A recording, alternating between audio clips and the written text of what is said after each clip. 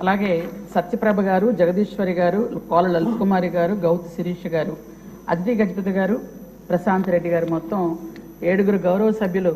ఇప్పుడు చాలా ప్రశ్నలు అడిగారు అధ్యక్ష.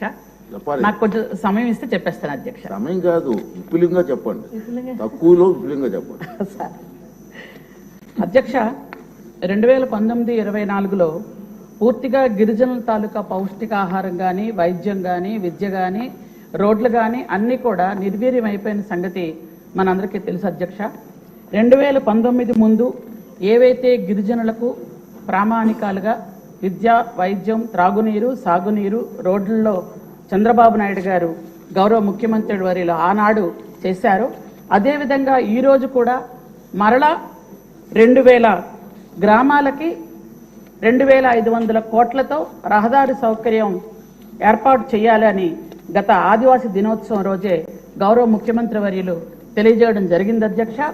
అలాగే అంగన్వాడీ సెంటర్స్లో ఏవైతే ఉన్నాయో పౌష్టికాహారం లోపం లేకుండా వారందరికీ కూడా ఇంతకు పూర్వం ఏవో రకరకాలుగా పెట్టి, అంటే గిరిగోరు ముద్దలు, ఫుడ్ బాస్కెట్స్ ఇవన్నీ ఇస్తుంటే అవన్నీ కలిపి వాళ్ళ గొప్పల కోసం వైఎస్ఆర్ బేబీ కిట్ అని, వైఎస్ఆర్ పథకం అని ఏవేవో పేర్లు మార్చుకున్నారు అధ్యక్ష గొప్పల కోసం.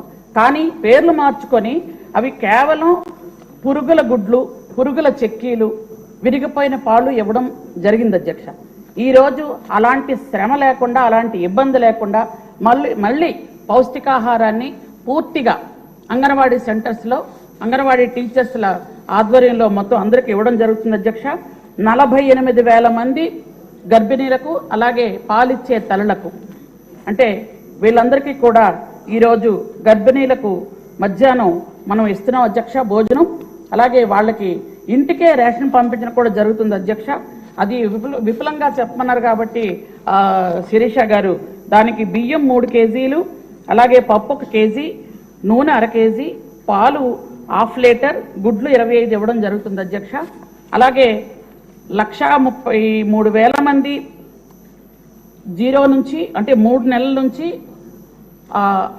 పిల్లలకి, వాళ్ళకు కూడా చిన్నపిల్లలకి బాలామృతం క్రింద 2.5 కేజీలు బాలామృతం, అలాగే 30 గుడ్లు, 5 లీటర్ల పాలు కూడా ఇవ్వడం జరుగుతుంది అధ్యక్ష.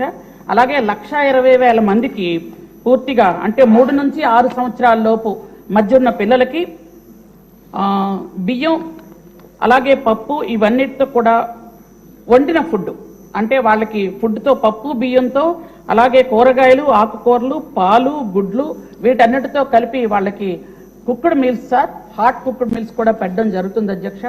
ఈరోజు ఎవరైనా చెప్పొచ్చు, గుడ్లలో కానీ చెక్కీల్లో కానీ ఏమైనా నాణ్యత లేకపోతే తెలియజేయవలసిందిగా నేను కోరుతున్నాను అధ్యక్ష. ఎందుకంటే అంత చక్కటి ఫుడ్ ఈరోజు ఇస్తున్నాం అధ్యక్ష. అలాగే ఫుడ్ గురించి మాట్లాడారు.